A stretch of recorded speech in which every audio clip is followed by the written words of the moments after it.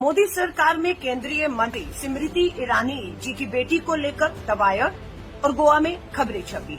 हम पूछना चाहते हैं केंद्रीय मंत्री स्मृति ईरानी जी से कि जवाब दीजिए, क्या ये सच है कि आपकी बेटी को गोवा के एक्साइज कमिश्नर ने शोकॉज नोटिस भेजा है? आरटीआई में क्या ये सच है?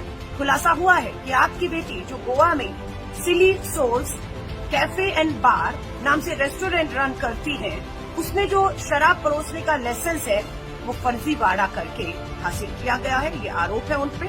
क्या ये सच नहीं है? हम पूछना चाहते हैं कि जिस शख्स की, मुंबई में रहने वाले जिस शख्स की मौत 17 मई 2021 को हो चुकी थी, उसी के नाम से 22 जून 2022 यानी कि 13 महीने बाद उसी आदमी के नाम से लाइसेंस प्राप्त किया गया। ये फर्जीवाड़ा किया गया। देश जानना चाहता है केंद्रीय मंत्री स्मृति ईरानी जी से कि क्या आपने अपनी सत्ता, अपनी कुर्सी, अपनी ताकत का इस्तेमाल करते हुए गोवा में ही अपनी सरकार पर ये दबाव बनाते हुए, सारे नियमों को तोड़ते हुए, फर्जीवाड़ा करते हुए एक लाइसेंस हासिल करना, रेस्टोरेंट अवैध तरीके से चलाने में मदद की या नहीं की?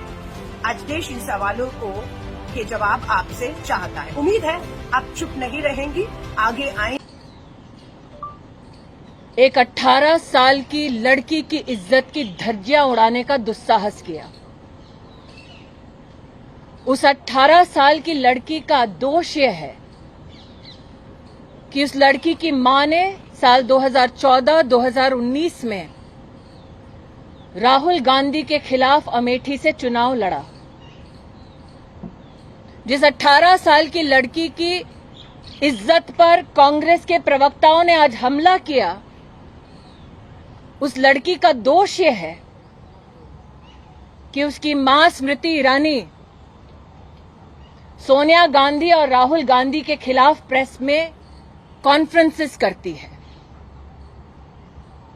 उस लड़की का जो 18 साल की है, कॉलेज के प्रथम वर्ष में पढ़ती है, उसका दोष यह है कि उस लड़की की मां ने साल 2014-2019 में राहुल गांधी के खिलाफ अमेठी से चुनाव लड़ा। आज अपनी एक प्रेस कॉन्फ्रेंस में कांग्रेस के प्रवक्ता ने हंसते हुए जिस लड़की पर आक्रमण किया, वो राजनीति में नहीं है, एक साधारण से कॉलेज स्टूडेंट के नाम पर अपना जीवन व्यतीत कर रही है। लेकिन कांग्रेस के प्रवक्ता ने अपने हाथ में कागज दिखाते हुए यह आरोप मढ़ा कि वो लड़की एक अवैध बार चलाती है। मैं पवन खेड़ा से कहना चाहती हूं, मेरी 18 साल की बेटी कॉलेज में पढ़ती है। मेरी 18 साल की बेटी कोई बार नहीं चलाती। पवन खेड़ा ने यह कहा कि मेरी बेटी को शोकॉज नोटिस दिया गया और अपने हाथ में 2 कागजात दिखाए। मैं आज पूछना चाहती हूं, उन कागजों में मेरी बेटी का नाम कहां है? जयराम रमेश ने कहा कि वो आरटीआई के आधार पर मेरी बेटी पर, जो 18 साल की है, राजनीति में नहीं है, कॉलेज की स्टूडेंट है, आरटीआई के आधार पर वो मेरी बेटी पर आरोप मढ़ रहे हैं। मैं जयराम रमेश से पूछना चाहती हूं कि क्या आरटीआई की उस एप्लीकेशन में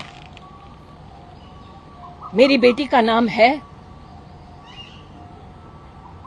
क्या उसके जवाब में मेरी बेटी का नाम है?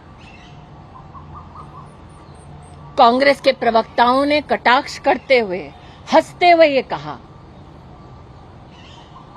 कि मैं सोनिया और राहुल के खिलाफ प्रेस कॉन्फ्रेंस करती हूं। हां, करती हूं, करती रहूंगी। हंसते हुए कहा कि मुझसे जवाब मांगा जाए। अब जवाब मैं मांगूंगी कोर्ट में, in the court of law and in the court of people. और जिस गांधी खानदान के आदेश पर यह प्रेस कॉन्फ्रेंस की गई, उनकी सरगना से कहना चाहती हूं, साल 2024 के लोकसभा चुनाव में दोबारा भेजे राहुल गांधी को अमेठी। हम फिर अमेठी में राहुल गांधी को धूल चटाएंगे। ये भारतीय जनता पार्टी के एक कार्यकर्ता होने के नाते मेरा वादा है। An 18-year-old child, a college student, her character today was assassinated by congressmen at the Congress headquarters. That 18-year-old child, and I called her child because I gave birth to her, her fault is that her mother fought the Lok Sabha election against Rahul Gandhi from Amethi in 2014 in 2019. That 18-year-old girl, her fault is that her mother, as has been said by the Congress spokesperson, does press conferences against Sonia Gandhi and Rahul Gandhi. That 18-year-old girl, her character today was publicly mutilated by the Congress spokespeople. And they claimed that the mutilation stemmed from a show cause notice. I want to ask that congressperson, where is my daughter's name in the papers that he flashed? Jairam Ramesh said that he's taking a position on the basis of an RTI application.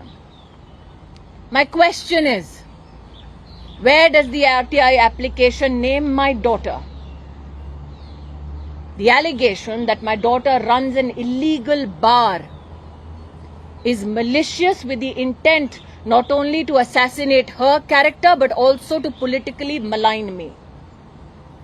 It is done at the directions, as was obviously stated by Pawan Kheda, of the Congress leadership, namely the Gandhi family, because I had the audacity to hold a press conference and question Sonia Gandhi and Rahul Gandhi for the 5,000 crore loot of the Indian treasury.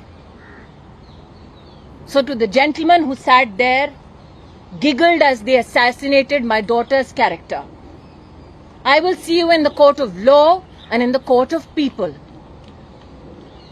And to the Gandhi family, which directed that this press conference be held against my child, I tell you this: send Rahul Gandhi back to fight the Lok Sabha election in 2024 from Amethi and he will lose again. That is my promise as a BJP worker and as a mother to that 18-year-old child. I will see them in the court of law.